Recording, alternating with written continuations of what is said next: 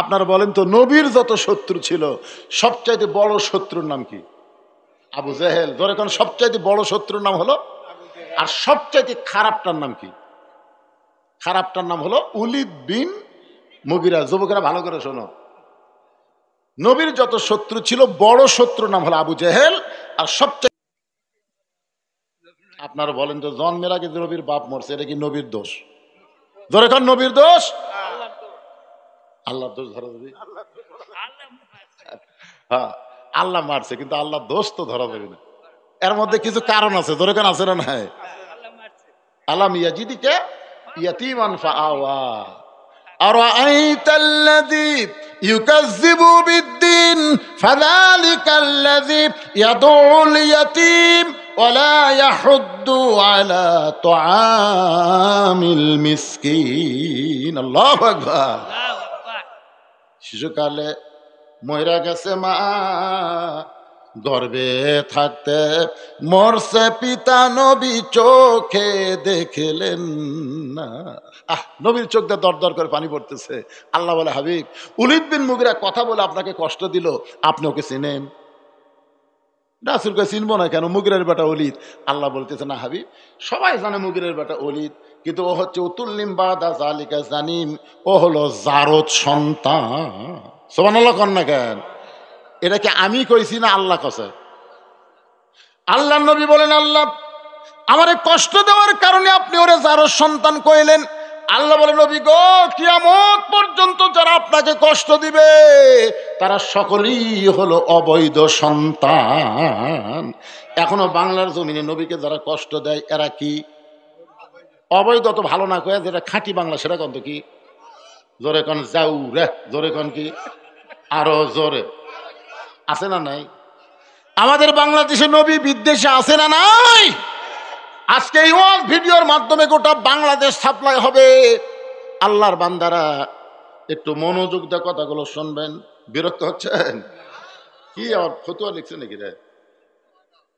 ও আচ্ছা আচ্ছা, ঠিক আছে। হ্যাঁ, না ঠিকই আছে। আসলে বলতেছে, হুজুর আপনি আলোচনার ভিতরে একটু কালেকশন করবেন। আমি বলছিলাম যে দ্বিতীয় বক্তা কালেকশন করবে, আমি তেজর যাওয়ার পরে উনি কালেকশন করবি, কিন্তু আমি আসার আগে দিকে চলে গেছি। তিনাকের মধ্যে একটা খুশখুশি। গতবার দেখেননি দিনের বেলা মাহফিল, আমি কিন্তু এমন বক্তা যে ওয়াজ ধরি, এটা কমপ্লিট না করে আমি ওয়াজ শেষ করি না। গতবার আসরের নামাজ আসার কারণে আমি তাড়াতাড়ি শেষ করতে বাধ্য হয়েছি। আজকে কি আমার আসরের নামাজ আসা? সারা রাত না। আরে পাগলা, উতুল্লিম বাদা জালিকা জানিম, এইটার আজকে শোনেন না কেন? ওয়াজ ওয়াজ কারে কয় বুঝবার পারবেন না? ফজর বন্ধ না, আজকে তো আর এই আসরের নামাজ নেই, আছে আজকে 12টা বন্ধ আছে, দরকার হলে 12:30 পার হবে, অসুবিধা কি ভাইজান? কিন্তু ইনাকের মধ্যে শোনেন এই এই এই এই করতেছে। তাই এই জন্য গামছা যাবে আপনাদের কাছে, ব্যাগ যাবে আপনার। একটু আল্লাহর হস্তে 10, 20, 50, 100 টাকা ছেলেরা গান বাজনা না করে আজকে যুব সমাজ কোরআনের মাহফিল করলো, আপনারা কি খুশি না বেজার? কারা কারা খুশি? আল্লাহকে একটু হাত দেখেন তো দিকে। এ হাতকে তুলেনি দেখেন তো, বেজার কে আছে? হাত নামান। সবাই হাত তুলছেন, সবার কাছে ব্যাগ যাবে। আপনার 10, 20, 50 টাকা, 100 টাকা দিবেন, একেবারে দিবেন না 1 টাকাও, এরকম কোন লোক আছেন যে হুজুর আমি 1 টাকাও দিব না? তার মানে সবাই দান করবে। ছেলেরা ব্যাগলা কোথায় রে? তাড়াতাড়ি ঢোকো, তাড়াতাড়ি 5 মিনিটের মধ্যে কাম সারা লাগবে, আমাকে ওয়াজ করতে হবে, বাকি ওয়াজ করা লাগবে ভাইজান। এবার রাতের বেলা মাহফিল, আসরের নামাজের কোনো টেনশন নেই, ইনশাল্লাহ চলতেই থাকবে। আল্লাহর বান্দারা এই ব্যাগলা নামো, নামো, নামছে। মায়েদের মধ্যে যারা আদায় করবে আপনারাও নামেন। মা বোনেরা আপনার আল্লাহর রাস্তে দান করবেন। আপনাদের আলোচনা আছে মা, মনে করবেন না যে খালি আজকে পুরুষের আলোচনা, আপনাদের আলোচনা হবে ইনশাআল্লাহ। এখানে আল্লাহর কোনো বান্দা যদি থাকে যে হুজুর আমরা ব্যাগের মধ্যে 10 টাকা 20 টাকা দিব না, আমরা আপনার হাতে 500, 1000 টাকা দিব, এরকম যদি কোন আল্লাহর বান্দা থাকে তাহলে টেজে এসে আপনি 500, 1000 দিতে পারেন। ছেলেদেরকে উৎসাহ দেন, এরা গান বাজনা করে না, এরা কোরআনের মাহফিল করে, জান্নাতের বাগান লাগায়। অজাতা কোনো লোক উঠবেন না, অজাতা কোনো লোক উঠবেন না, অজাতা ওঠার দরকার নাই। আপনি উঠলেও পরে ওঠেন, এখন আদায় না হোক, আদায়ের সময় উঠবেন না। যাবেন কোথায়? উঠে আপনি যাবেন কোথায়? বাড়ির যাওয়ার আগে আপনাকে হাসপাতালে যাওয়া লাগতে পারে, জোরে কোন কথা ঠিক কিনা? অত অহংকার করা ভালো না ভাইজান। হ্যাঁ, উঠবেন কেন? ছেলেরা মাহফিল করছে, গান বাজনা করছে, মাশাআল্লাহ। আল্লাহ তোমার একজন পাগল। এই ছেলেদের মাহফিলের খুশি হয়ে 500 টাকা দান করলো। আল্লাহ তার দানকে কবুল করেন।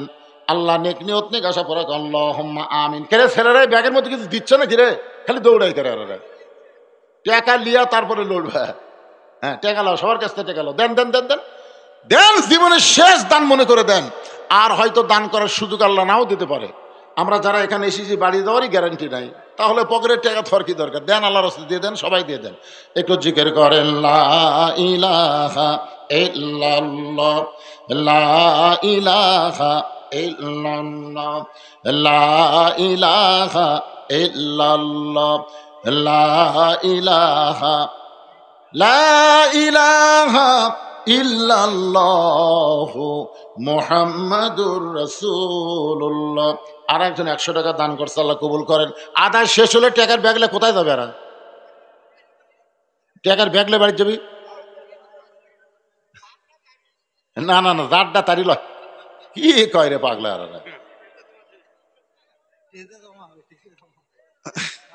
না না, ছেলে পেলেদের প্রতি আপনাদের এরকম অবিশ্বাস হচ্ছে নাকি? জাড্ডা তারি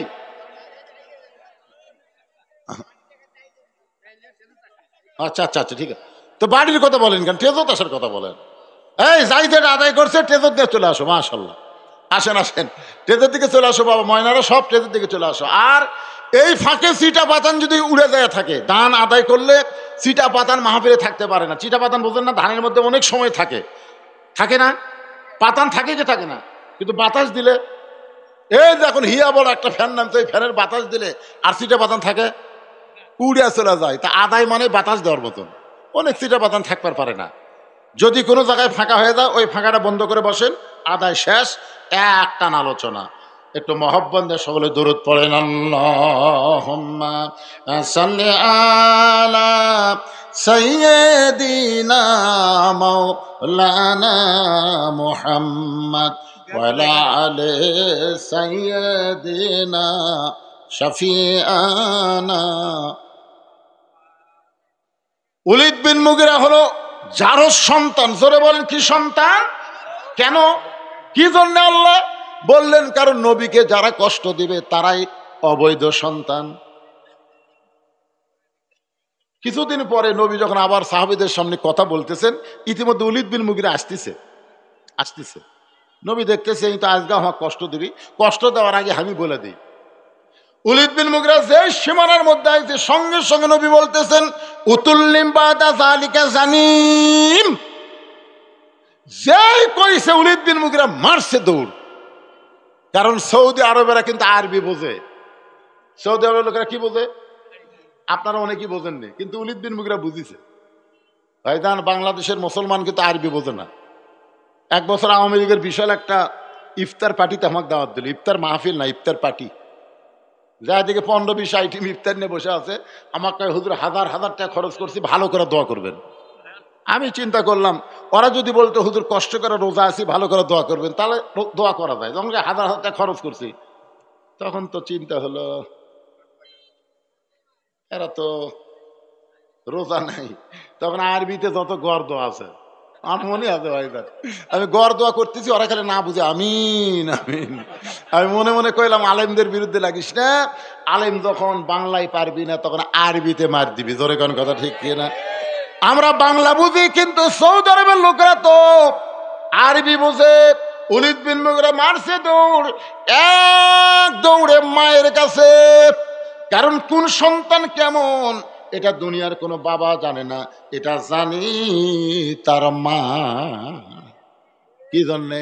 বাবা আনন্দে মাতিয়া সাগরে ভাসাইয়া সেই যে চইলা যায়, খবর লয় না। মাজন ধরিয়াই উদরে কতই কষ্ট করে, 10 মাস পরে পায় প্রসবের বেদনা। এমন দরদি ভবে কেউ হবে না আমার মা গো। আমাকে বলে, হুজুর 11 মাস আমার খিদা লাগে না, এই রোজার মাসে খালি খিদা লাগে হুজুর।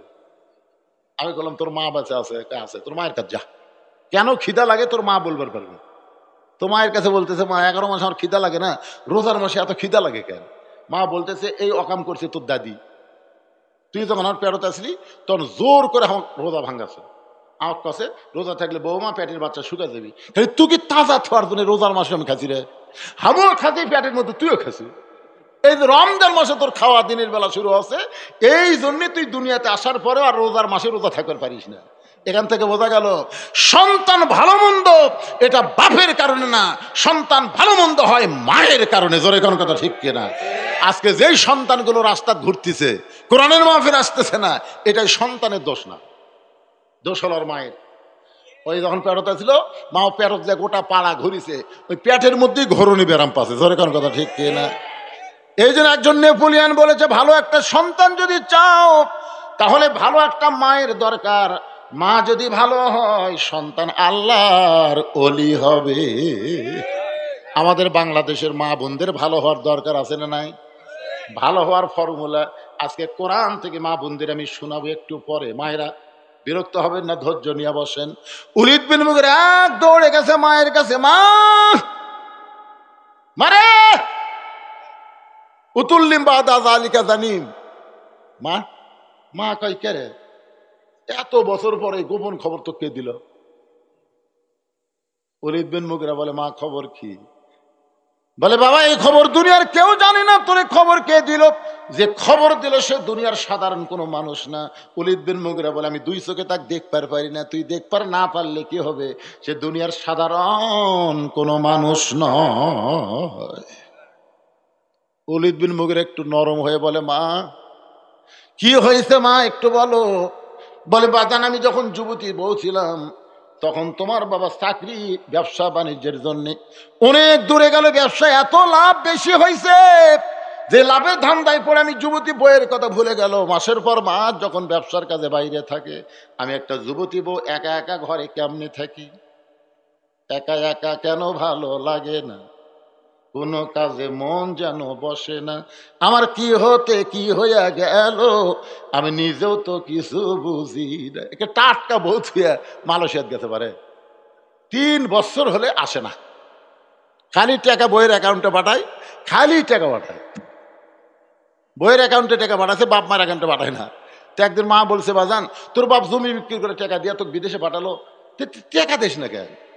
তো মোবাইল করে বলতেছে, মা আপনি তো জানেন না, আপনাকে আমি বলিনি মা, আপনি কষ্ট পাবেন, আমি এখানে এসে ধরা পড়ছি মা, আমার জেলের মধ্যে তো। মা কয়, আমার জীবনে টাকা চাবো না রে। হুজুর কয়, হুজুর 50 টাকা দিলে 100 টাকা দিবেন, আমার ছেলের জন্য একটু দোয়া করেন হুজুর, আমার ছেলে যেন ভালো হয়। কিন্তু শালা কিন্তু ভালোই আছে, কিন্তু মায়ের কাছে এমন একটা চিটিং কথা শুনেছে। আর বইয়ের অ্যাকাউন্টে টাকা বেড়ে দেয়, বউ অ্যাকাউন্টে টাকা থুতে থুতে এক সময় স্বামীর চেয়ারে খুব একটা ভালো না, টাটকা একটা যুবক পাইয়া ওর সাথে প্রেম করে বের হয়ে গেছে। ওই বাড়িতে এসে দেখে বাড়ি আছে, বউ নাই। মায়ের কাছে বলতেছে, মা আমার বউ। তুই বিদেশে যাওয়ার পর থেকে তুই জেলের মধ্যে ধরা আছো, আর তোর বইয়ের যে কি ফুটানি হয়েছে, খালি মার্কেট করো, টাকা ভাই কোথায় রে? তুই তো জেলের মধ্যে বন্দি, তোর বউ এত টাকা কোথায় ভাই? ওই আর কবার পারে না, আমি সব দিছি। মায়ের কাছে মিথ্যা কথা বলছে, এখন খবর কি? এইরকম কিছু যুবক আছে না নাই? জোরে করে আছে না নাই? রে যুবক, বউকে এত বিশ্বাস করে বইয়ের নামে অ্যাকাউন্ট না করে, তোমার সবচাইতে আপন হলো মা, ওই বাবার নামে অ্যাকাউন্ট করো। বাবার মতন আপন বন্ধু নাই রে দুনিয়ায়, নিজে না খাইয়া বাবা সন্তানকে খাওয়ায়। আছে না নাই? মায়ের মতন আপন কেহ নাই রে দুনিয়ায়, মা জননী নাই রে যাহার, এই দুনিয়ায় তাহার কেহ নাই। ওলীদ বিন মুগীরার মা বলতেছে, বাবা মাসের পর মাস যখন তোর বাবা বাড়িতে না আসে, আমার মধ্যে একটা ছটফটানি ব্যারাম ঢুকলো। আমি ছাদের উপরে তাকায় দেখি তোর চাচা, তোর বাপের ছোট ভাই আমার বাড়ি তোয়াফ করতেছে। যেই বাড়িতে পুরুষ মানুষ থাকে না, ভাবি থাকে, ওই বাড়িতে দেওয়ার অভাব হয় না। জোরে কোন কথা ঠিক কিনা? আমি এক সময় নিচে আইসা তাকে একটু ইশারা দিলাম, মেয়ে মানুষ ইচ্ছা করলে গোটা গ্রামের সব ছেলেকে নষ্ট করবার পারে। জোরে কর কথা ঠিক কিনা? একটা মেয়ে গোটা গ্রামের যুবকদের চরিত্র নষ্ট করতে পারে, একটা মেয়ে। একটু ইশারা দিলাম, তোর চাচা ঘরের মধ্যে, তোর চাচার আমার সঙ্গে খেলা হলো, ওই খেলার কারণে তুই পেটের মধ্যে ঢুকলি, আসলেই তুই জারদ সন্তান। আবু জেহেল মনে আছে আপনাদের? খপ করে কি ধরছে? বর্ষা ধরে, মনে নাই? বর্ষা ধরে চাদর, বর্ষা ধরে চাদর ধরে মারতেছে টান। আবু জেহেল ওলীদ বিন মুগীরার বাম হাতে বর্ষা ধরে ডান হাতে যখন চাদর টান দিছে, 37 জন নেতা সারা রাত চেতন থাকার কারণে চোখ ছোট হয়ে গেছে। সারা রাত জাগলে কিন্তু সকালবেলা চোখ কেমন হয়? চাদর টান দেওয়ার পরই কেরে এই কেরে কেরে তোরা কি দেখলি রে?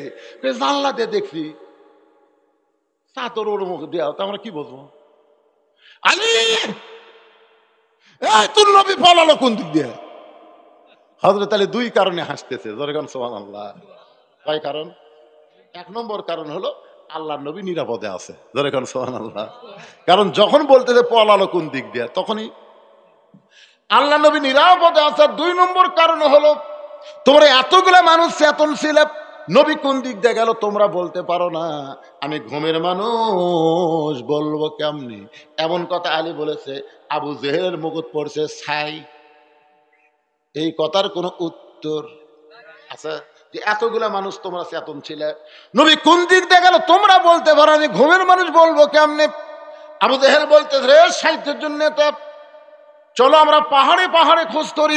আমার মনে হয় রাতের বেলা পলায় গিয়ে একটা পাহাড়ের গুহার মধ্যে আশ্রয় নিয়েছে, আমরা পাহাড়ের গুহা খোঁজ করি। এই কথা বলে যখন 37 জন নেতাকে নিয়ে আবু জেহেল নেতৃত্বে রওনা দেয়, সঙ্গে সঙ্গে হযরত আলী এভাবে বুড়া আঙ্গুল আমার দিকে তাকান, যুবক তাকান, বুড়া আঙ্গুল ঘুরাচ্ছে হযরত আলী। আবু সুফিয়ান বলে নেতা, এরই জন্যই তো আমরা কাম করে পারিনি। এই যদি বিছনাত না শুয়ে থাকতো তাহলে তো আমরা মনে করতাম এই ঘুমাইয়া বিছনার মধ্যে নবীর চাদরের ভিতরে, এই তো নবী ধরবার দিল না, আবার বুড়ে আঙ্গুল লড়াইতেছে, চলেন এক একে সাইজ করি। আলী বলতেছে আমি তো বুড়ে আঙ্গুল ঘুরেছি তোর ডাকার জন্য। হয়তো আলী ডাকার পেছনে কারণ হলো তোরা যতক্ষণ আমার সাথে খেলা করবো ততক্ষণ নবী নিরাপদে চলে যাবে, ধরে কর সুবহানাল্লাহ, এই জন্য ডাকতেছে আয় আয়। শোন, আল্লাহ নবী যদি আমাকে বলতো আলী 37টা সারফোকা আমার বাড়ির চারিধারত আছে, তুই একটু সাইজ কর, বিশ্বাস কর আল্লাহর শপথ করে বলতেছি তোদের একজনকে বাপ মায়ের কাছে ফেরত জবাব দিব না, একজনকেও না। কি সাহস রে! হযরত আলী যখন 37 জন নেতাকে ডাকতেছে, এমন সময় আবু জেহেল বলতেছে এর সাথে খামাকা গন্ডগোল করে লাভ কি? হোসেন বলে রেজির সামসারা, আমার বাবা শুধু বিশ্ব আলেম নয়, আমার বাবা হলো বিশ্ববীর। মনে আছে না ভুলে গেছেন? আমার নানা শুধু বিশ্ব নবী না, বিশ্ব নেতা। আমার বাবা শুধু বিশ্ব আলেম না, আমার বাবা হলো বিশ্ববীর। আজকে আলেমগুলা যদি বীর না হয় তাহলে ফ্যাসিস্ট তৈরি হবে। আল্লাহর ওলি আল্লামা সাইদি হুজুর শুধু আলেম ছিলেন না, একটা বীর ছিলেন, জোরে কোন কথা ঠিক কি না? যার কারণে হাসিনা তাকে ধরে জেলের মধ্যে থসে, এই বিরক্ত বেড়াতে হবে না। আর অনেক আলেম আছে বাংলাদেশে ম্যাও ম্যাও ম্যাও ম্যাও ম্যাও ম্যাও করে, বলে সব বেড়া ঘুরতেছে, খালি কমলা খায়, আপেল খায়, গোল্লা খায়, মুখ মাপ মতো খায়, আর ধরা পড়ে না।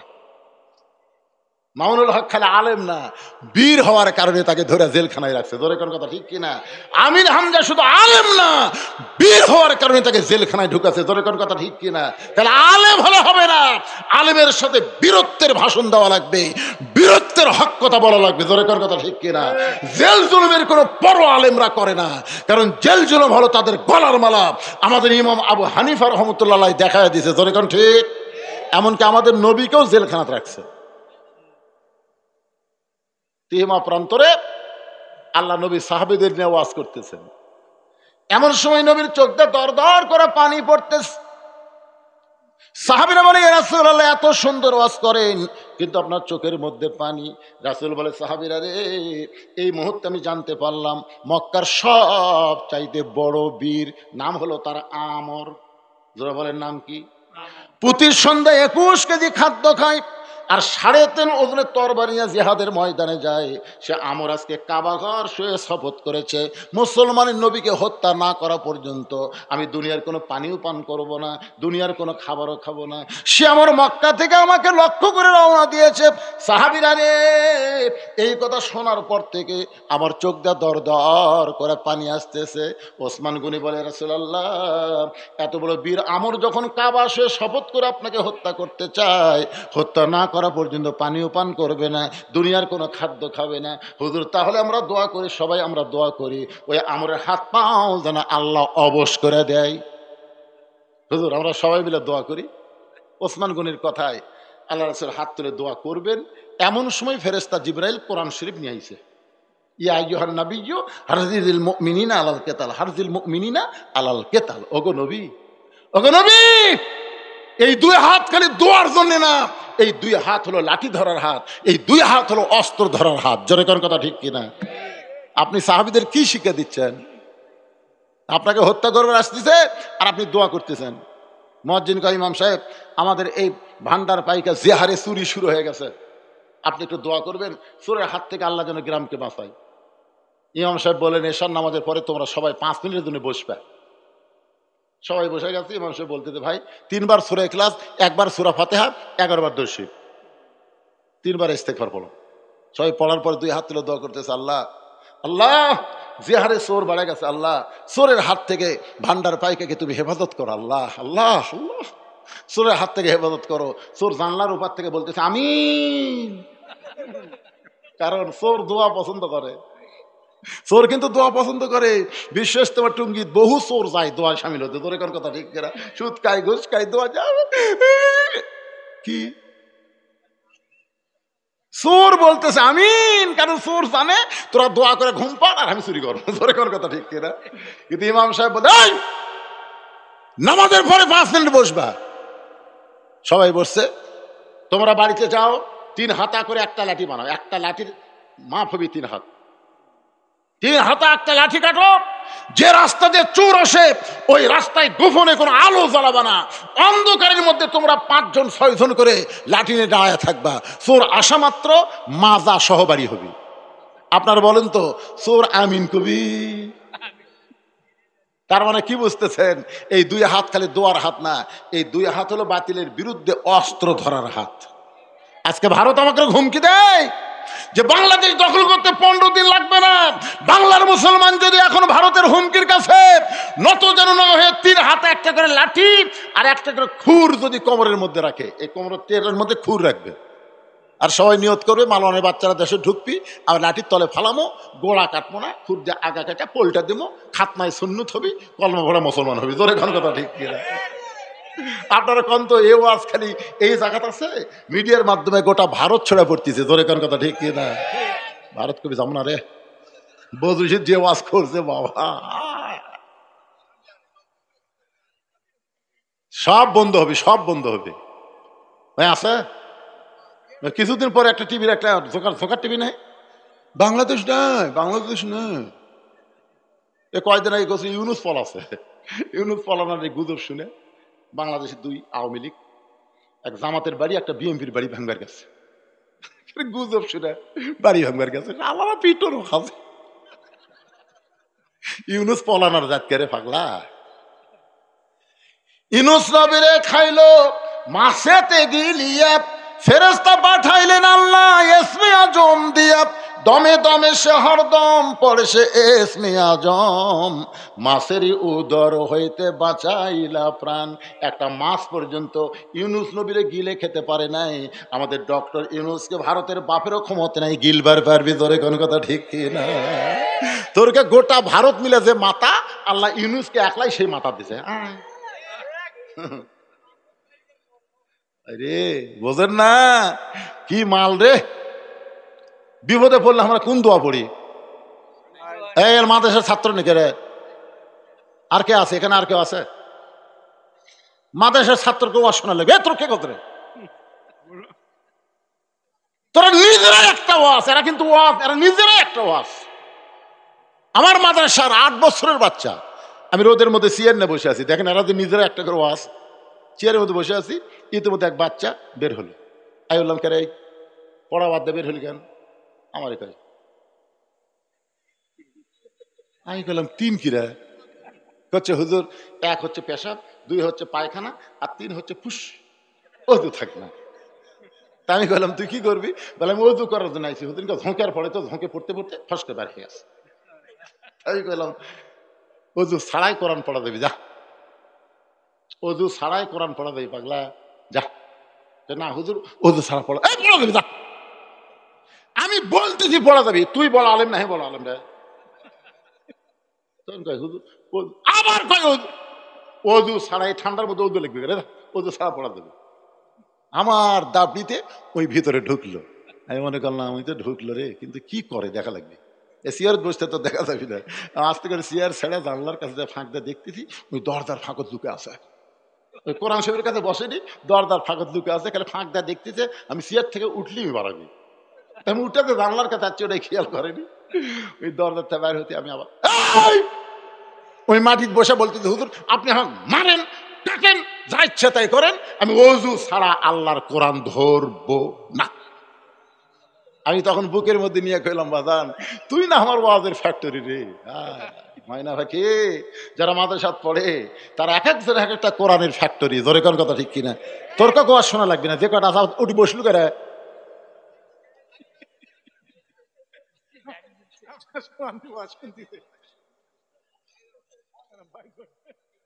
ভয় নাই বাবা, দাও সকালবেলা পড়া লাগবে না, সবক দেওয়া লাগবে না, রাত্রে ওয়াজ শুনবার চুরি করে যাচ্ছে, হুজুর তো আসবে দিবে না, লোক লোক করে আইছে।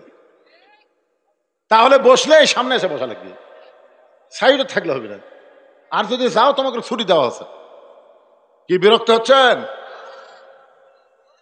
কি হোক সবার ওয়াজ আসতেছে, একটু মনোযোগ দিয়ে শুনবেন। আল্লাহর নবী যেই মাত্র দোয়া করবার চাইছে, এমন সময় আল্লাহ তাআলা কোরআনের আয়াত নাজিল করেছে। এটা দোয়ার আয়াত না, এটা হলো জিহাদের আয়াত। ইয়া আইয়ুহান নাবিয়্যু হারজিল মুমিনিনা আলাল কিতাল। হার্স মানে সৈন্য, সৈন্য। আপনার সাহাবীদেরকে আপনি সৈন্য হিসেবে গড়ে তোলেন। সঙ্গে সঙ্গে নবী দোয়া বাদ দিয়ে বললেন, এই সাহাবীরা তোমাদের মধ্যে এমন কি কেউ আছো যে মহাবীর আমর আমার কাছে আসার আগেই ওই আমরের সামনে দাঁড়াবা, এমন কি কেউ আছো? প্রত্যেকটা সাহাবী মাথা নিচু করে চিন্তা করতেছে, প্রতি সন্ধ্যায় 21 কেজি খায়, আমরা বছরেও তা খাই না। একটা সাহাবী বছরে যা না খাই প্রতি সন্ধ্যায় খায়, তাহলে 3 সন্ধ্যা 63 কেজি। আর যে তরবারি নিয়ে যুদ্ধ করে, তরবারির ওজন হলো 3.5 মণ। তাহলে আর দেহ কত বড় রে। সবাই যখন চিন্তা করতেছে কি করি কি করি, এমন সময় পিছন থেকে হযরত আলী নাম আছে, মাত্র 13 বছর বয়স। কয় বছর? মাত্র 13 বছরের বাচ্চা হযরত আলী বলতেছে, হুজুর ওই আমরের সামনে আমি দাঁড়াবার চাই। রাসূল বলেন, বস বস। বয়স হয়নি, খালি ফস ফস। আল্লাহ রাসূল বলেন, সাহাবীরা রে ওই মহাবীর আমর কিন্তু আসতেছে, ওই মহাবীর আমর আমি নবীর কাছে আসার আগে তার সামনে কে দাঁড়াবার পারবা? শট করে আলী দাঁড়ায় বলতেছে, রাসূলুল্লাহ আমি আমরের সামনে দাঁড়াবার চাই। আল্লাহ রাসূল বলেন, আয়। এবার আর বসতে বলে না, আয়। হযরত আলী যখন নবীর সামনে দাঁড়াইছে, রাসূল বলে, আলী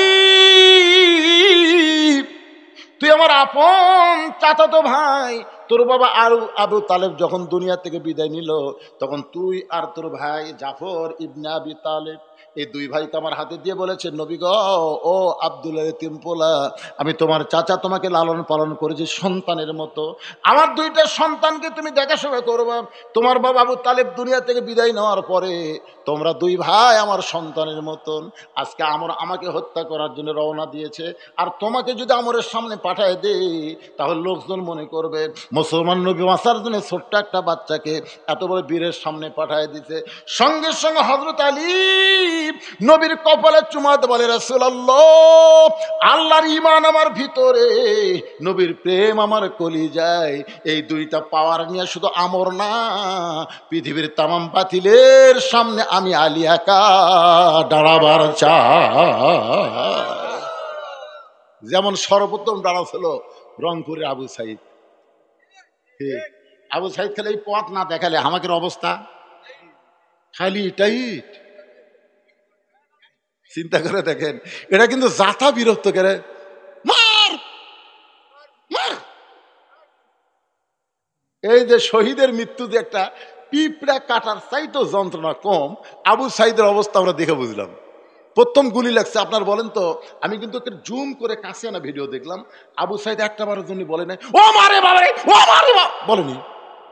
চিন্তা করে দেখেন গুলি লাগছে, ওই আবার সামনে যায়, আবার গুলি করে, আবার সামনে যায়। পরে যখন আবার গুলি করেছে, কোনো চিৎকার নাই, কান্নাকাটি নাই, দুই বন্ধু এসে যখন ধরেছে তখন টলে পড়ে গেল। এখান থেকে বোঝা গেল বাতিলের বিরুদ্ধে যারা জীবন দেয় এদের জীবন জীবন না, এদের জীবন হলো শাহাদাত। জোরে বলেন ঠিক কিনা? কি মনে করছেন বাদান? আমরা চিন্তা করি হ্যাঁ বউ আছে, ছোল আছে, জীবন দেবো না। আমাকে আজরাইল ধরার কোনো টেনশন নাই, পুলিশ ধরার টেনশন 15.5 বছর। হ্যাঁ ওয়াজ করে বাড়ি যেয়ে পারবো কেরে? কোন জায়গায় যে পুলিশ গাড়ি নিয়ে বসে আছে, আল্লাহ কাই পাগলা হুজুর, তুই পুলিশের ধান্দা করিস, আজরাইল খাড়াই আছে এই সাইডে। যা মাশাআল্লাহ, আমরা দেখছি ইয়ামিনকে যখন গাড়ি থেকে ফেলে দিল, দেখেন না আপনারা? দেখেন কত বড় নির্মম, গাড়ি থেকে একটা ছেলেকে এরকম টেনে ফেলে দিল, তারপরে ছেলেটা যখন গাড়ির কাছে পড়েছে তাকে আবার টেনে এই পার, তখন দেখেন ছেলেটা একদম এরকম করতেছে না? চিন্তা করে দেখেন, প্রচন্ড হাসি না রে, তো কি করি রে। তারপরও বাংলাদেশ ছাড়বার চাইছিল না। আর্মির যিনি প্রধান উনি বললেন আমি আপনার দায়িত্ব নেব না, কারণ যে হারে আসতেছে। কি স্বরাষ্ট্রমন্ত্রীর কাছে পুলিশের আইজি কি বলছে? স্যার আপনি যে বলেন গুলি করেন, আমি তো গুলি করতেছি, গুলি করি, ওই জায়গা ফাঁকা হয় না স্যার, ওই পড়ে যায় আর একজন খাড়া হয়। হ্যাঁ না না, সে চিন্তা করে দেখেন যে গুলি করতেছি, ও মারে বাবারকে দৌড় মারলে তোর দেখা থেকে আরো 3টে দৌড়াবি, পড়ে যায় আর একজন খাড়া হয়। তার মানে বোঝা গেল তয়রান আবাবিল তারমিহিম বিহিজারাতিন মিন সিজ্জিল ফাজআলাহুম কাআসফিম মাকুল। কি মনে করছেন বাবা? আবার মাঝে মধ্যে চট করে আসবি, চট করে আসবি। আমার এতই হাসি লাগে, মেম্বার থেকে মন্ত্রী বন্ধু বলে গেছে এবার চট করে আসবি। আজকে একজন ডক্টর ইউনূসের বিরুদ্ধে পোস্টার বিলি করতেছে, দেখেন না আপনার ফেসবুকে? এই পোস্টার দিয়েছে বাবা, সেই দেওয়া দিছে। খালি বিএমপি না লরম না কাটলে বুঝলেন, এই শালা করে কোথা সাইজ হলো উনি। আল্লাহর বান্দার একটু মনোযোগ দিয়ে শুনবেন।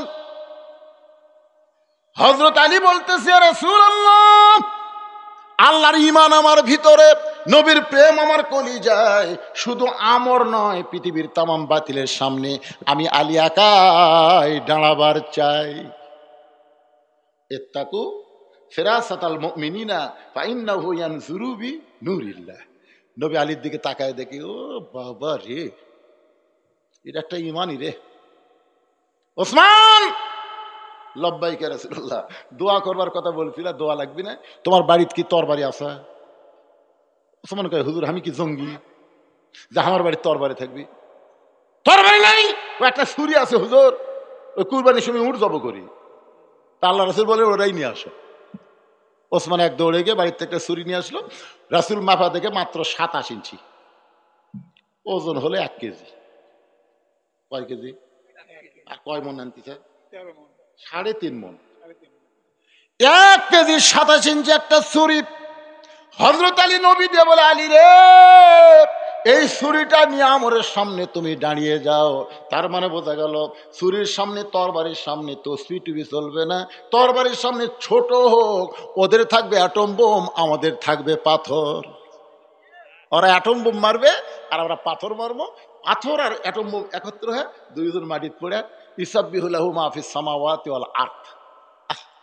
অ্যাটম জিকির করতেছে, আল্লাহ আল্লাহ আল্লাহ, জিকির করতে করতে আল্লাহ কয় বাংলাদেশের মাটি হলো উর্বর ভালো, তুই আর অ্যাটম থাকবো, তরমুজ হয়ে যা। যেই তরমুজ হচ্ছে ছেলেবেলারা বাড়াছে, বাইরে থেকে বিশাল একটা তরমুজ পড়ে আছে। কিরে তরমুজ 80 টাকা কেজি, এত বড় তরমুজ পড়ে আছে। ওরা বাড়ির থেকে চাকুটা গুলি তরমুজ কাটা খাচ্ছে, বুঝলেন? ওরা অনুবীক্ষণ যন্ত্র দিয়ে দেখতেছে, দূরবীন যন্ত্র দেখতেছে, কিরকম করে অ্যাটমের খবর কি। হায় হায়, মিল্লাত আবিকুম ইব্রাহিম ওয়া সাম্মাকুমুল মুসলিমিন, জাতির পিতা আগুনের চুলা শান্তির বাগান পাশে, আর এরা ভারতের অ্যাটম তরমুজ করছে, তরমুজ কাটা খাচ্ছে। চিন্তা করছেন আপনি? আপনি কি বুঝতেছেন? ফালিয়াবুদু রাব্ব হাযাল বাইত আল্লাযী আতামাহুম মিন জু'ইন ওয়া আমানাহুম মিন খাউফ। ওই ঘরের মালিকের গোলামি করো। আল্লাহ বলেছেন রিজিকের কোনো পেরেশানি হবে না। ওরা চিনি বন্ধ করে দিবে, পেঁয়াজ বন্ধ করে দিবে, আলু বন্ধ করে দিবে, আমি আল্লাহ আসমান থেকে তোমাদের রিজিকের ফয়সালা করবো। জোরে কোন কথা ঠিক কিনা? আমানাহুম মিন খৌফ, ওরা যতই অস্ত্রের ভয় দেখাক আমি আল্লাহ তাআলা পুরোপুরি নিরাপত্তা দিয়ে দেব। সুবহানাল্লাহ কান না কেন? নিরাপত্তা দেওয়ার মালিককে, রিজিক দেওয়ার মালিককে। আমা মিন দাব্বাতিন ফিল আরদি ইল্লা আলাল্লাহি রিজকুহা। একটু মনোযোগ দিয়ে শুনবেন। হযরত আলী ওই তরবারি নিয়ে মারছে দৌড়, পিছন দিক থেকে রাসূল ডাকে, আলী রে তোমার একটা ছুরি দিলাম, ছুরি নিয়ে তুমি দৌড় মারতেছ, আস্তে আস্তে হেঁটে যাওয়াও তো পারো। আলী বলতেছি, ইয়া রাসূলুল্লাহ, অনেক আগে আমর আপনাকে হত্যা করার জন্য রওনা দিয়েছে, আমি হেঁটে হেঁটে না যে দৌড়ে গিয়ে আমরকে এমনভাবে পজিশনে ওকে সাইজ করতে চাই, আপনার পবিত্র চেহারা দেখার আগে ওই আমর যেন আল্লাহর জাহান্নামে যায়। এবারে সুবহানাল্লাহ কর না কেন? যে আপনার পবিত্র চেহারা দেখার আগেই আমরকে আমি জাহান্নামে পাঠাবার চাই। এক দৌড়ে আমর আসতেছে হাতির মতন, আর পিছনে হাজার দিয়ে কাফেররা মিছিল করতেছে, মুসলমানের নবীকে কেউ বাঁচাবার পারবে না, মুসলমানের নবীকে কেউ বাঁচাবার পারবে না। 13 বছরের বাচ্চা সামনে খাড়া আছে, আমরের সামনে খাড়া হয়ে আমর বলতেছে, কে রে পুচকা, তুই হাতত চাকুলে কি করবো রে? মানে চাকু যেটা গরু জব করে হলো ছুরি, আর যেটা চামড়া ছেলের নাম কি চাকু। বুঝতেছে না 27 ইঞ্চি চাকুলে কি করবো রে? হয়তো আলী তখন কোরআন থেকে একটা আয়াত তেলাওয়াত করে ওই চাকুর মাথা ফু দিয়ে আমরের সামনে মাটিতে একটা দাগ দিস।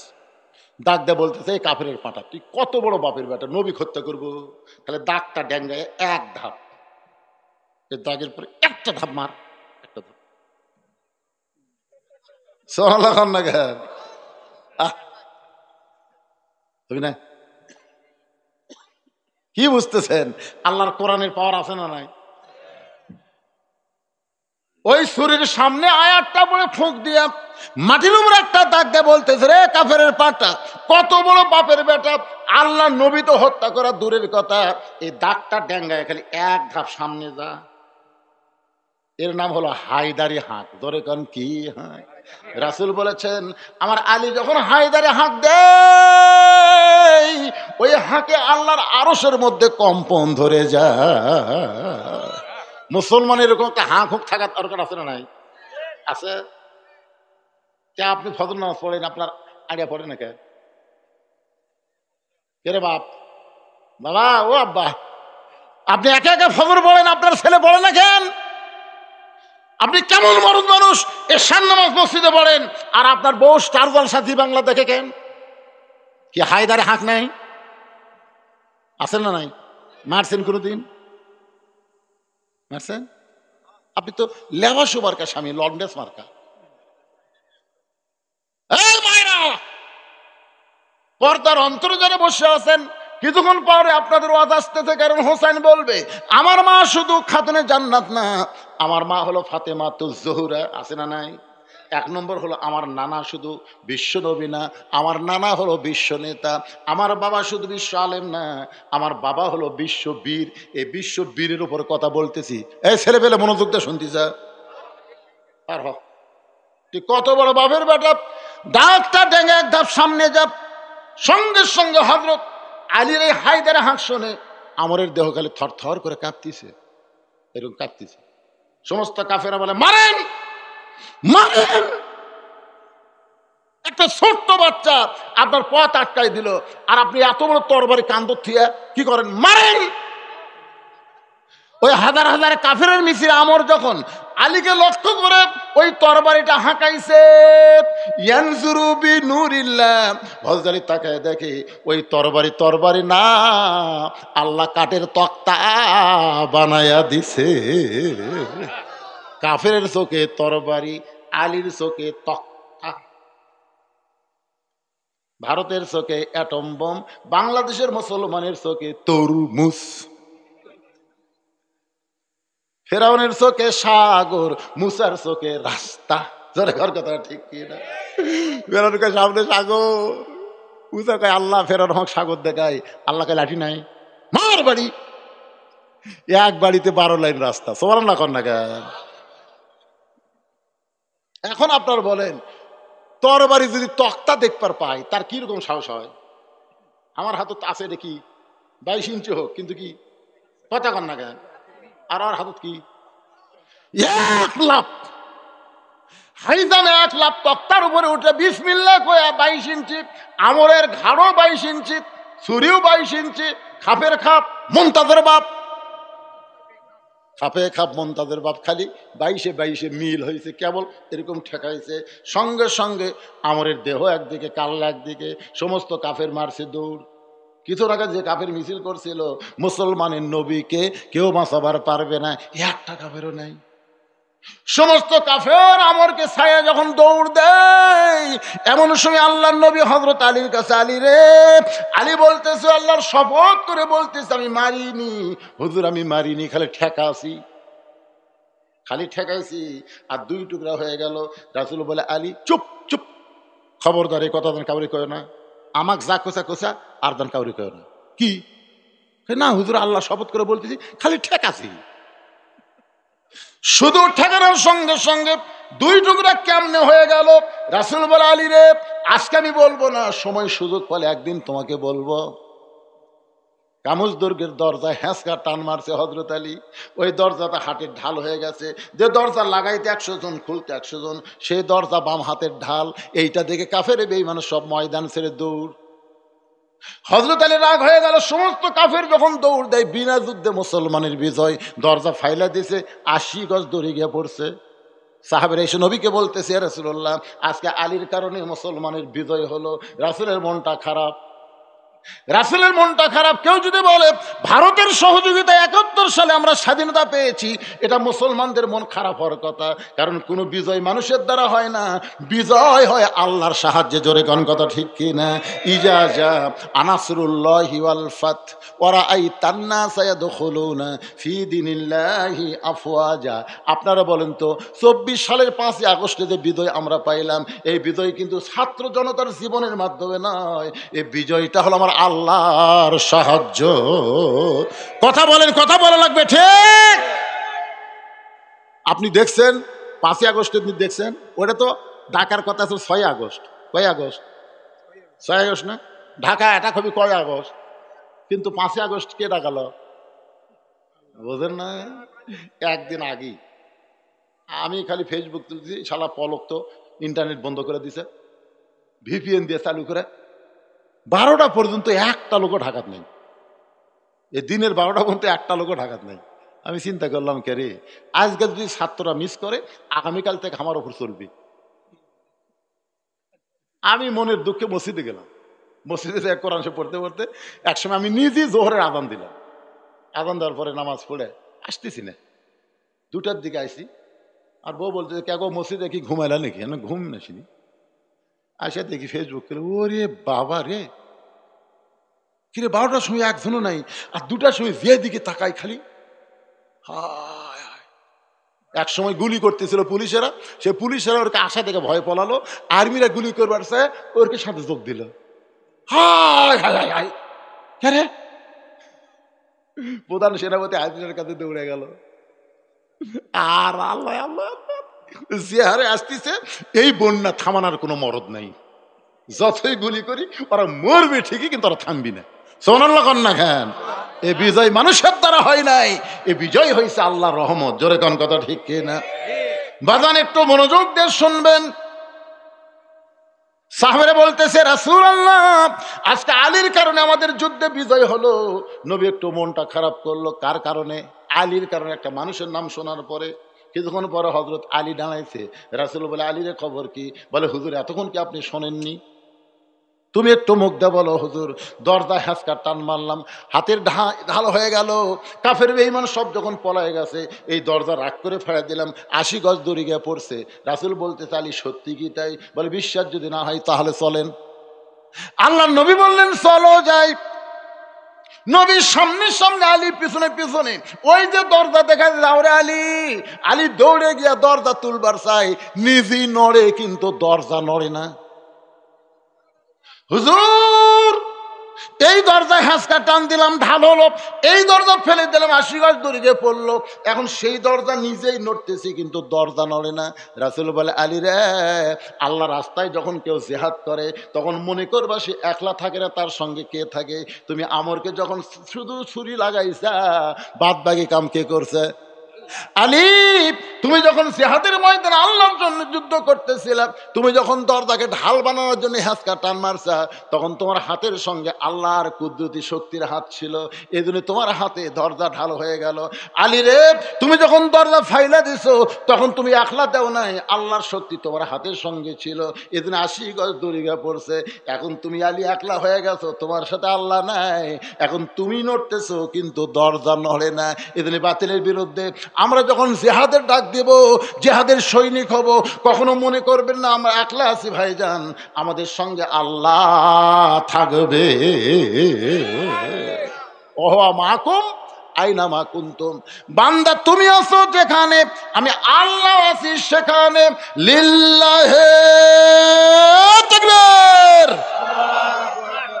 রে জিদের সামসারা, তোমরা বলতেছ আমার মা খাতুনে জান্নাত। আমার মা শুধু খাতুনে জান্নাত নয়, আমার মা হলো ফাতেমা তো জোহরা। আমি মেয়েদের জন্য 4-5 মিনিট একটু ওয়াজ করবো, আপনারা কি বিরক্ত হবেন ভাই?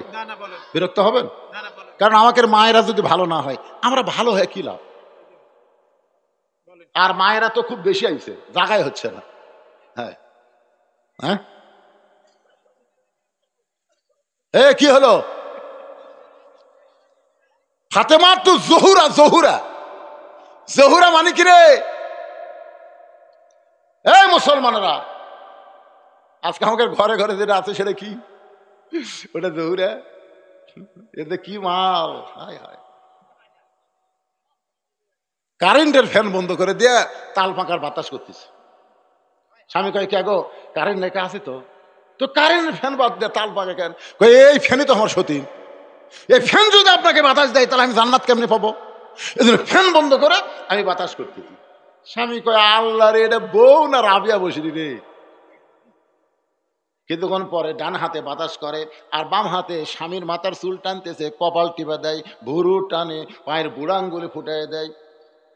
স্বামী বলে, আল্লাহ, এমন বউ যেন বাংলার ঘরে ঘরে জন্মায়। বউয়ের এরকম খেদমতে স্বামী খুশি হয়ে গেছে। কিছুক্ষণ পরে বউ কাঁদতেছে। স্বামী কয়, কি হচ্ছে গো, কান্দো কে? কান্দার কারণ গো তোমাকে বলবো না। স্বামী কয়, ময়না কো, তুমি আমার এত খেদমত করতেছে, ফ্যান বন্ধ করে পাঙ্খার বাতাস করতেছে, আমার কপাল টিপতেছে, চুল টানতেছে, বুড়াঙ্গুল টানতেছে, ক ময়না ক। না, কব না।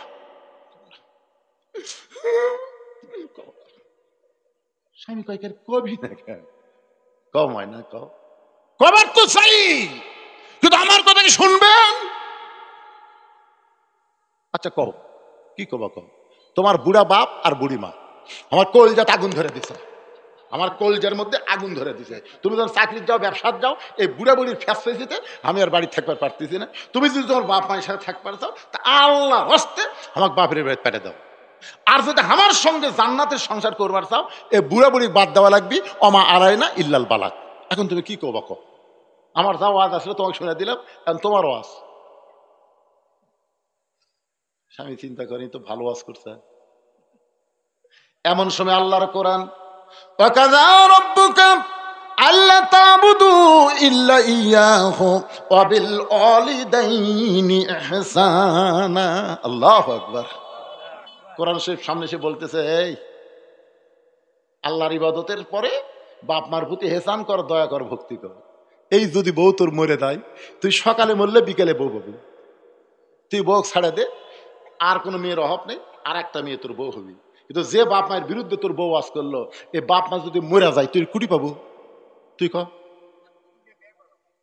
না, তুই বাপ মা কুড়ি পাবো? তোর বাপ মায়ের বিরুদ্ধে তো ওয়াজ করছিস তোর বউ, এ বউ মরে গেলেও বউ পাবো, ছাড়া দিলেও বউ পাবো। তুই কোনটা ধরবো রে? যেটা মরে গেলে পাওয়া যাবি না সেটাই ধর, আর যেটা পাওয়া যাবে ছাড়ে দে। ওই তখন লাভ দেওয়া উঠছে, বউ কে এত গরম, তোর ব্যাগ কি আমি গুছা দেবো না তুই গুছাছো? তোর কিসের ব্যাগ? তুই বলে বাপের বাড়ি যাবো। তোকে আমি বাপের বাড়ি পাঠাচ্ছি, গাড়ি ডাকবো না, একটা গাড়ি আছে আমার কাছে। বউকে, কি গাড়ি গো? বলে 3 তালাকের গাড়ি। তো 3 তালাকের গাড়ি তুলে তোর বাপের বাড়িতে পাঠাবো। কি রে, তুই আমার বাপ মায়ের বিরুদ্ধে ওয়াজ করে পাকা খাবো? আমি সেই সন্তান না রে। তখন বউ দৌড়ে এসে পাও ধরা কয়, আমি আপনার পরীক্ষা করলাম, আসলে আপনি আল্লাহর ওলি গো। হায় হাই রে, মেয়া মানুষের বোঝা বড় দায়বারে। এ হাসিনা যে অভিনয় শিখাছে বুঝলেন, হাসিনা ওই আবার কি করে, এই একটা টিস্যু লাই ওর চোখত কিন্তু পানি নেই, ওর লাকত পানি। ঘিন্ডা লাগা কে রে, তোর চোখত পানি নেই, লাকত পানি। দেশের জন্য আমি কি করি, আমার কোনো কিছু দরকার নেই, আমার বাপ নেই, তোর কিছুই লাগবে না।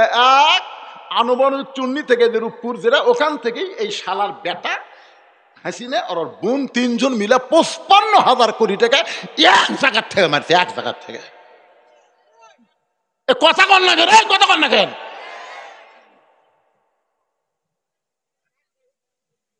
মেয়ে মানুষের অভিনয় জানে না, জানে না, এদের কারণ জানে কি জানে না।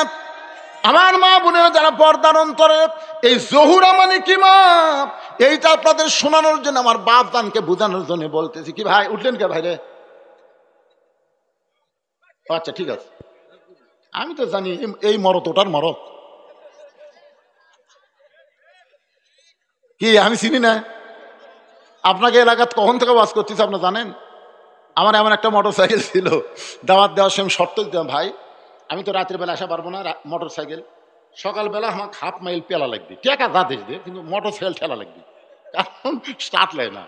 এই শর্তের পর দাওয়াত দিলে দে। আপনাকে এলাকাতে আছে মোটর সাইকেল নিয়ে স্টার্ট ধরে না ভাই রে, ঠান্ডায় খেলে জুমে আছে। আমি সেই বক্তারে পাগলা, সেই সময় থেকে আর আমার অশনে একই দোস্ত, ঠিক নাই? আপনাকে বোর্ডের হাট একবার আসছিলাম, পানি হলো। হ্যাঁ, সবার জন্য সেই পাইকারি আরো দোয়া হবে আজকে। জোহরা মানেটাকে একটু মনোযোগ দিয়ে শোনেন। গভীর রাত্রে ফাতেমা স্বামীকে বুকের মধ্যে নিয়ে ছোট বাচ্চার মতন কাঁদতেছে। আলী বলে, ফাতেমা এই গভীর রাত্রে আমাকে বুকের মধ্যে নিয়ে কান্দার কারণ কি? ফাতেমা বলে, স্বামী গো, আল্লাহ তাআলা আমার দোয়া কবুল করছে।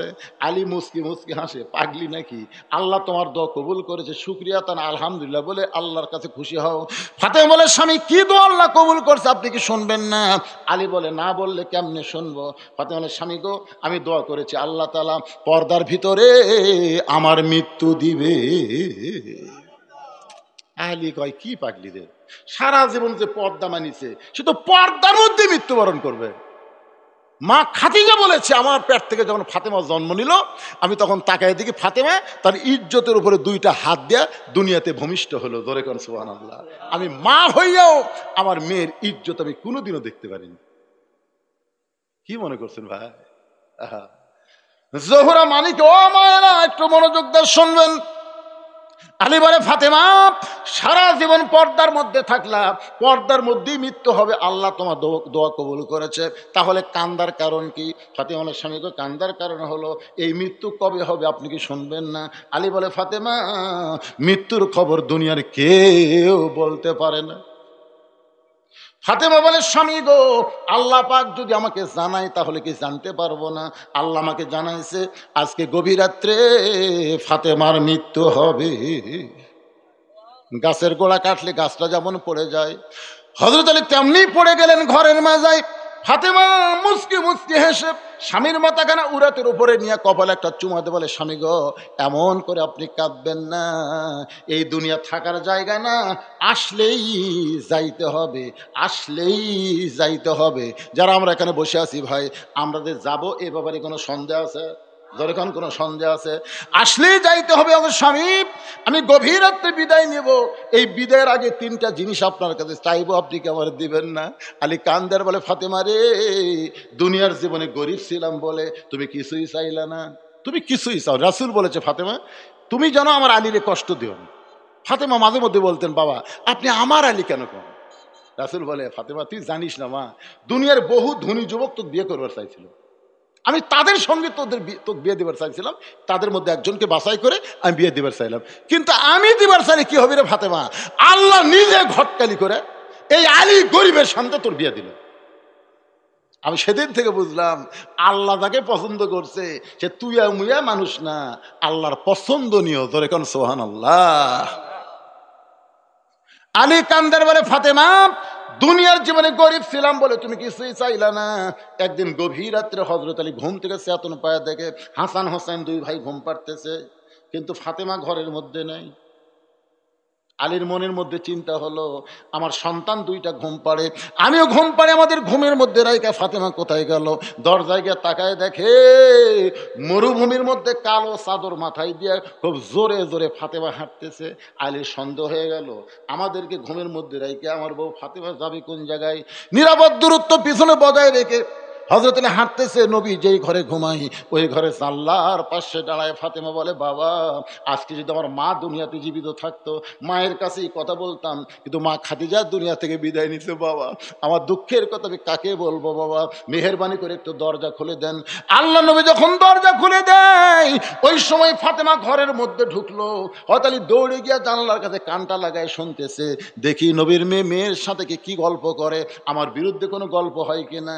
এইটা শোনার জন্য হযরত আলী যখন কানটা লাগায় দেয়, এমন সময় রাসূল বলে, ফাতেমা তুই একা একা কেন ঘরে ঢুকলি? মা আমার আলীকেও ঘরের মধ্যে নিয়ে আয়। ধরে কোন সুবহানাল্লাহ। জানলার কাছে কান লাগায় কি আছে? এ কতক্ষণ কে আছে? রাসূল বলে, ফাতেমা তুই একা একা কেন ঘরে ঢুকলি? মা আমার আলীকেও ঘরের মধ্যে নিয়ে আয়। ফাতেমা কান্দের বলে, বাবা আমার স্বামী সারাদিন কলেমার দাওয়াত দিয়ে বেড়াইছে, মানুষকে কোরআনের শিক্ষা দিয়েছে, দুনিয়ার কাজকাম করতে গিয়ে শরীরটা ক্লান্ত হয়ে ঘুম পাড়তেছে। আমার হাসানও ঘুমাই, হোসেনও ঘুমাই, তাদের বাপও যখন ঘুমাই, ওই সুযোগ আমি একা একা আপনার কাছে আইছি। বাবা মেহেরবানি করে একটু বাতি জ্বলান, মেহেরবানি করে একটু বাতি জ্বলান। রাসূল বলে, ফাতেমা কি বলবি বল, বলে তাড়াতাড়ি চলে যা।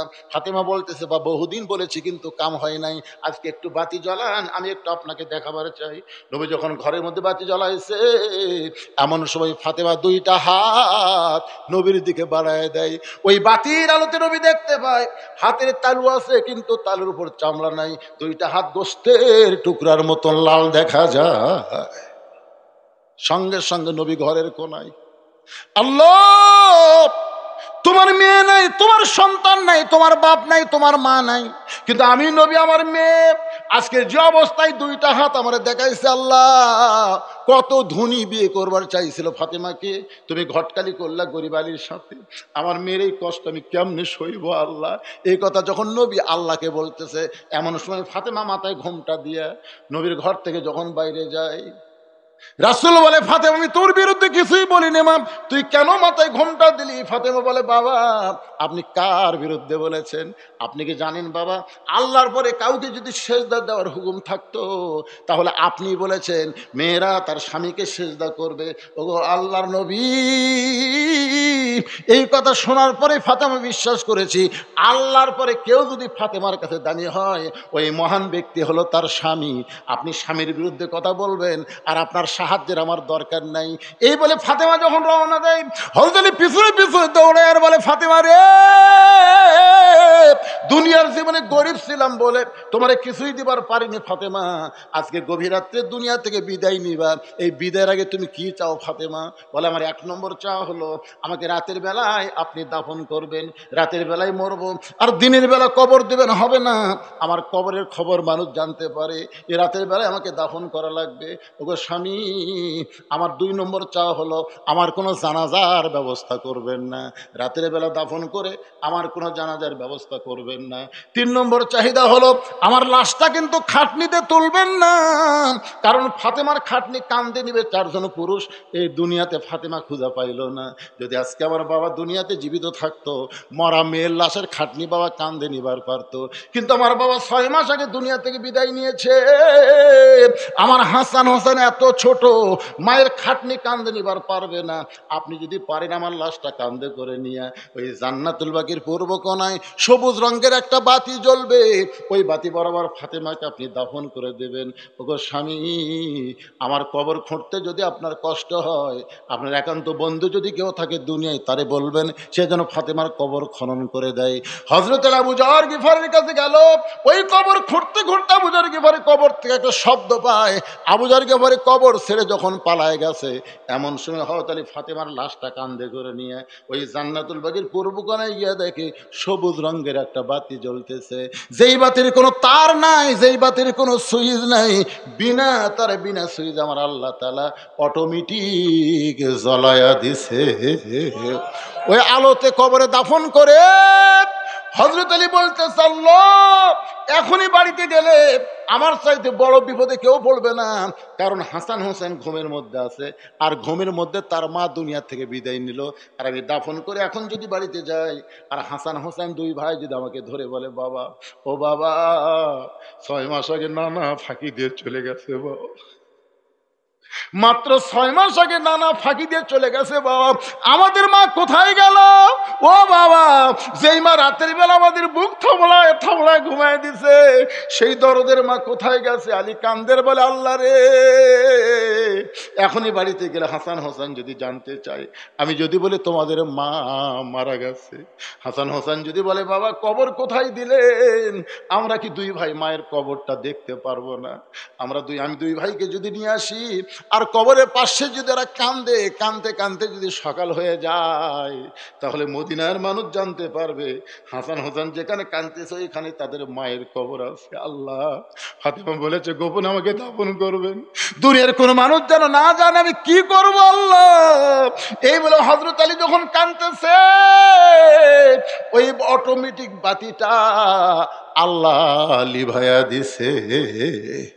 বাতি যখন নিভে যায়, হযরত আলী আফসালতে দেখতে পায় কয়েকটা পুরাতন কবর দেখা যায়, এইমাত্র ফাতেমার কবর দিয়েছে, সেই কবর আর ওইখানে নাই। হযরত আলী পুরাতন কবরের মধ্যে ফাতেমার নতুন কবর খুঁজে পায় না, গোটা জান্নাতুল বাগী দৌড়ে আর বলে, ফাতেমার কবর, এখনই কবর দিলাম, সেই কবরটা গেল কোন জায়গায়?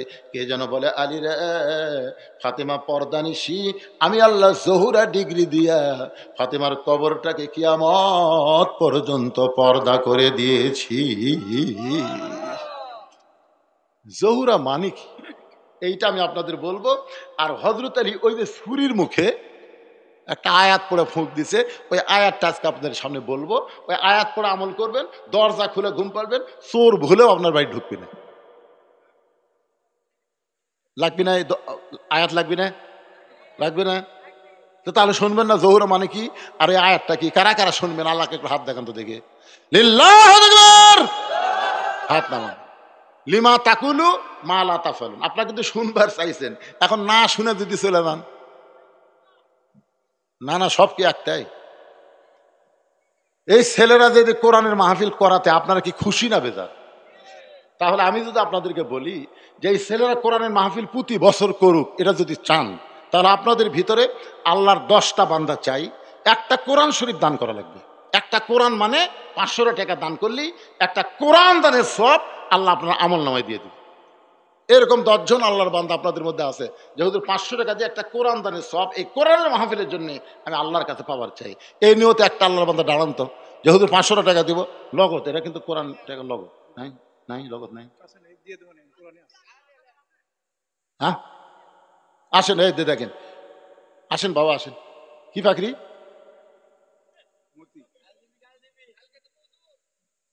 না কাল গেল লগত।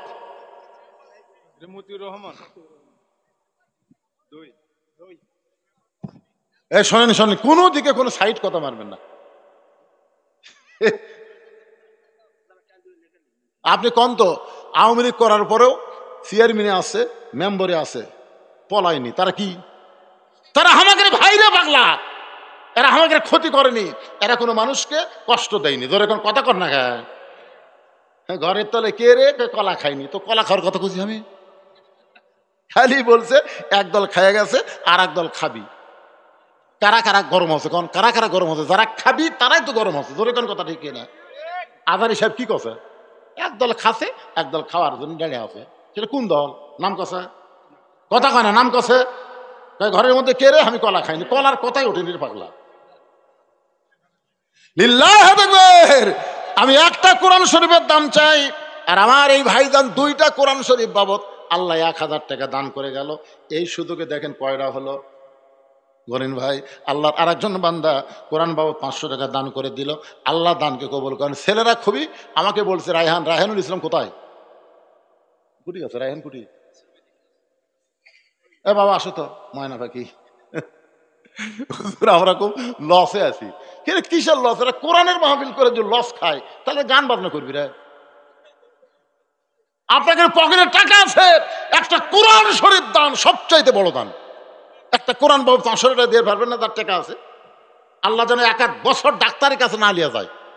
পারে কি পারে না? ধরে কোন সবচাইতে বড় দান একটা কোরআন, কোরআনের মাহফিলের জন্য একটা 500 টাকা দিবেন, একটা কোরআন দানের সব পাবেন। কেরে পিছন থেকে একজনও চেতে না, কেরে টাকা নাই, বাকি সালে তো বহু দিবেন, পরে আদায় করতে কষ্ট হবে। পাওয়া যাবে? এই লেখলে পাওয়া যাবে রায়হান? এই দে, এটা একটা, তার মধ্যে লেখেন, এটা লেখেন। ওই দে, ওই ধরেন ধরেন ধরেন। আল্লাহর আরেকজন বান্দা কোরআন শরীফ বাবদ 500 টাকা ধরে বলেন মারহাবা। এই দে, মাশাআল্লাহ। আস্তে, হ্যাঁ লেখা লিখছে। লিল্লাহি তাকবীর। কে বলে নাই? এই সাইড থেকে চেতিছে রে, ওই ধারে তো একটাও নাই।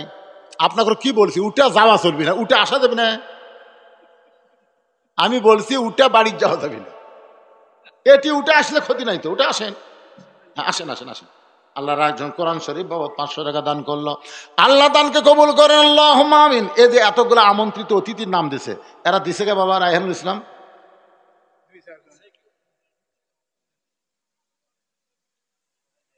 সবাই দেয়নি, 2-4 জন দিছে আলহামদুলিল্লাহ। যারা দেয়নি তারা দিবেন। সেটারা বড় আশা করে আপনাকে নাম দেয় বিজ্ঞাপনে। ফাঁকি দেন, ফাঁকি দিবেন না। যদি থাকেন দিবেন। কয়টা হলো? মাশাআল্লাহ, একটা আসতেছে নাকি দেখেন তো। মাশাআল্লাহ। লিল্লাহি তাকবীর। 10টা হয়ে গেছে।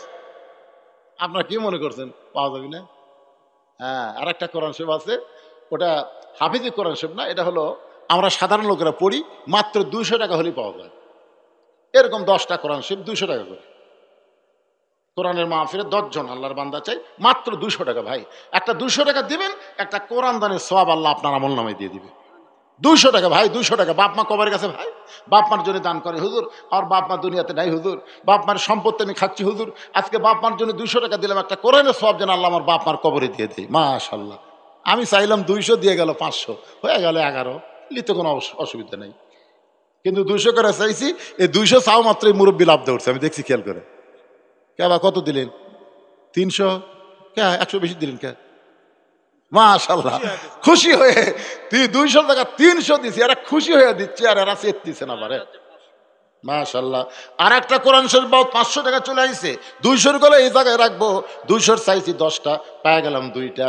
আর একটা চলে আইছে 200 টাকার, আল্লাহ 3টা হয়ে গেল, আর মাত্র 60টা। আল্লাহ 60টা জাহান্নাম হারাম করে দিও। আল্লাহ 7 জন আল্লাহর বান্দাকে পাঠায় দাও। কত টাকা কত হলে মায়েদের কাছে গেলে পাওয়া যেত, মায়েদের কাছে যাবি কে? এরা খুবই দেয়, আছে লোক আছে। এ মায়েরা, 200 টাকা দিলে একটা কোরআন শরীফ দানের সওয়াব পাওয়া যায়। মা দিয়ে দেন। এরা গান বাজনা না করে কোরআনের মাহফিল করতেছে, খুশি হয়ে দান করবেন।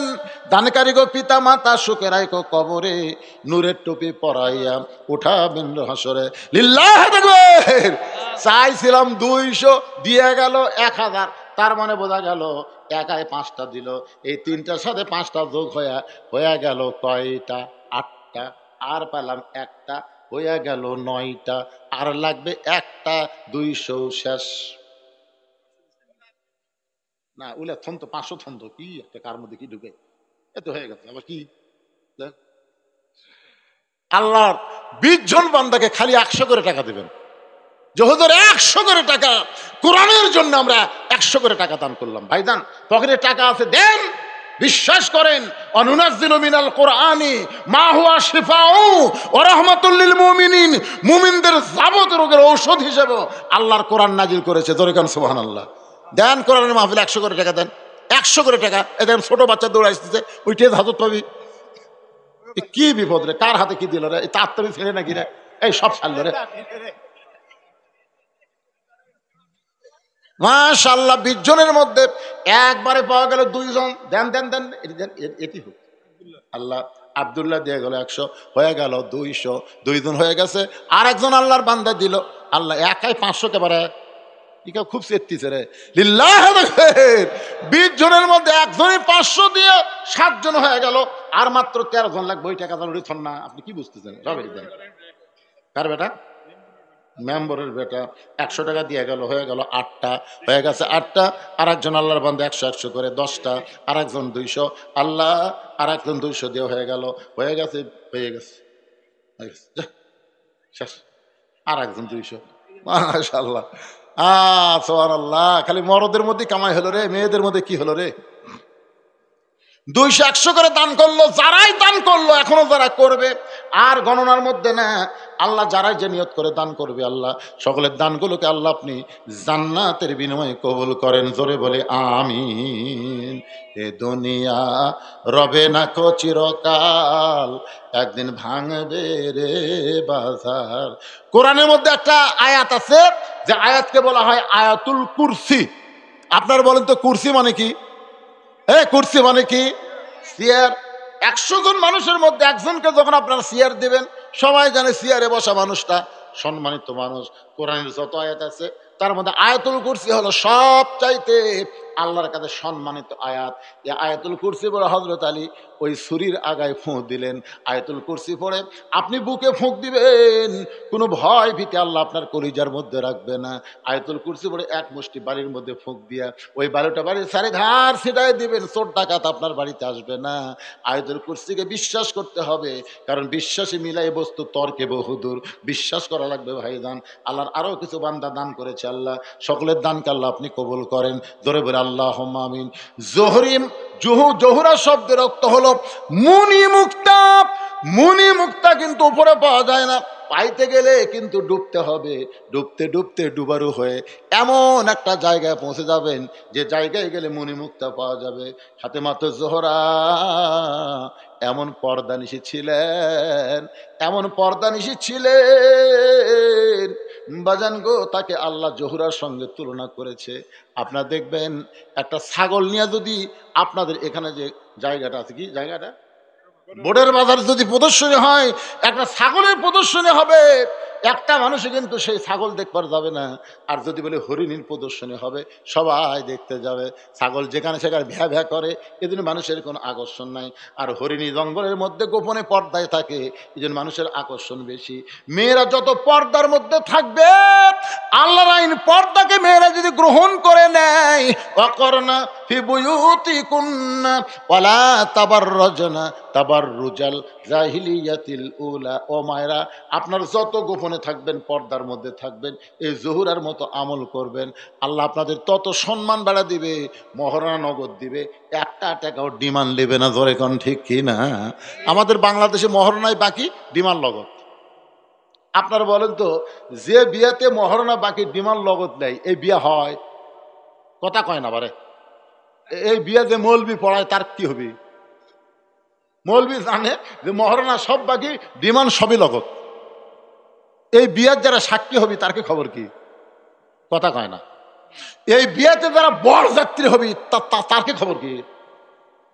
একটা শোনেন, একটা খারাপ জিনিস উৎখাত করবার গেলে সর্বাত্মক সহযোগিতা বন্ধ করা লাগবে। জোরে কর কথা ঠিক কি না?